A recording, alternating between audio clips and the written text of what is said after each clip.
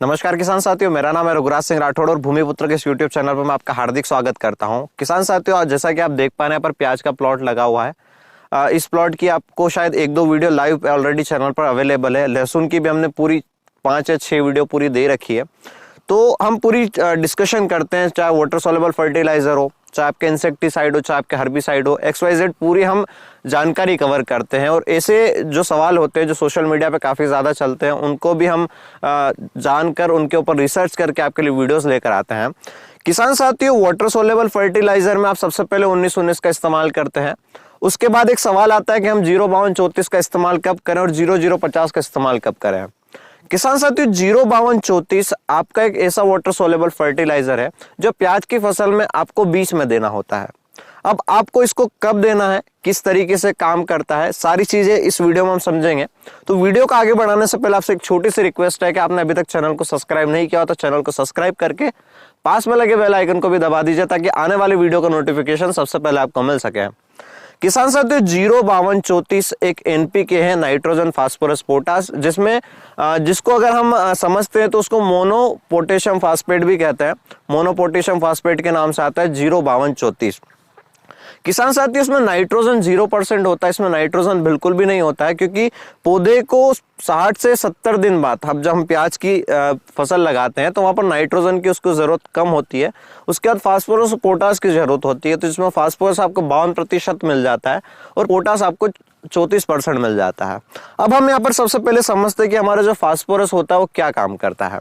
किसान साथियों, जो हमारा फास्फोरस होता है वो पौधे की ग्रोथ के लिए काफी मददगार साबित होता है।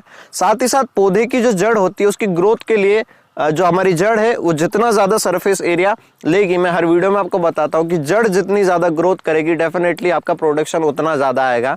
चाहे आप कंद वाली फसल लगाएं, चाहे फूल वाली फसल लगाएं, चाहे आप अनाज लगाएं, चाहे आप कोई से भी फसल लगाएं, तो फास्फोरस मेनली जड़ की ग्रोथ में काम करता है। उसके बाद आपका जो उत्पादन आता है उसको काफी ज्यादा बढ़ाता है। और फास्फोरस एक सेल डिवीजन का काम करता है। सेल डिवीजन यानी कि आपने जैसा कि मैं आपको फोटो में डाल रहा हूँ, 1 से 2, 2 से 4, 4 से 8, 8 से 16, 16 से 32, इस तरीके से सेल डिवीजन होता है।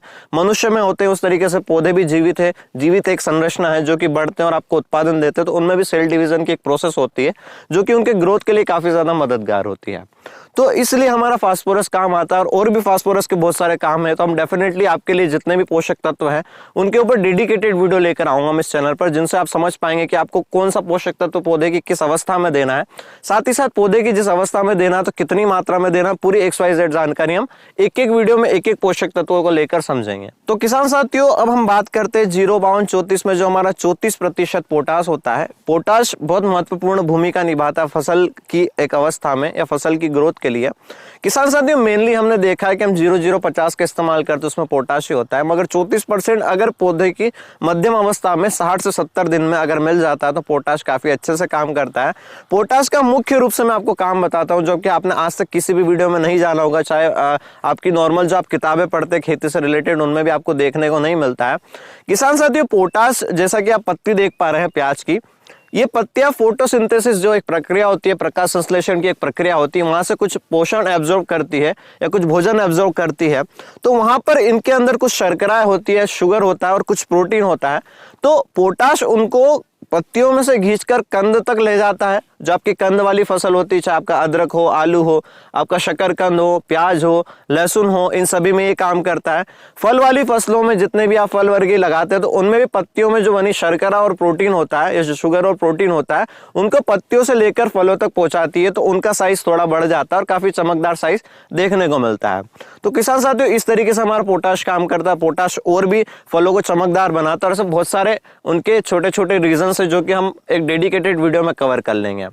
अब किसान साथियों, आपको एक छोटी सी प्रो टिप देता हूं मैं हर वीडियो में आखिरी में जाते जाते, कि अगर आप इसके साथ ये चीज मिला देंगे तो डेफिनेटली और अच्छा आपको रिजल्ट उसके देखने को मिलेंगे।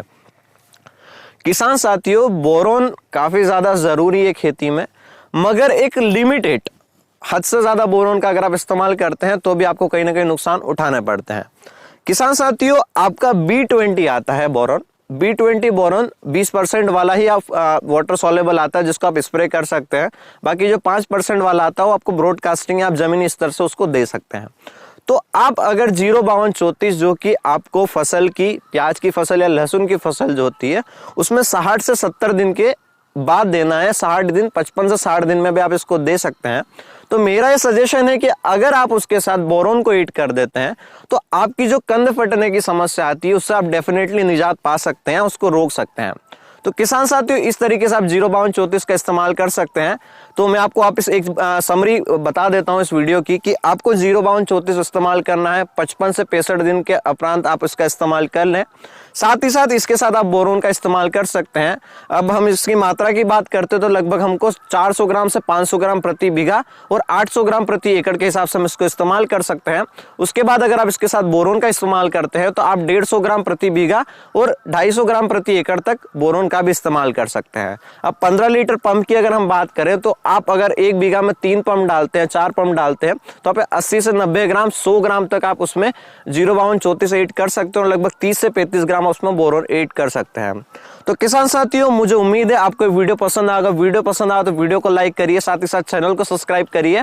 और किसान साथियों, आपका बहुत बहुत धन्यवाद। हमारी जो भूमिपुत्र रघुराज फैमिली है, लगभग 6000 सब्सक्राइबर उस पर पूरे हो चुके हैं।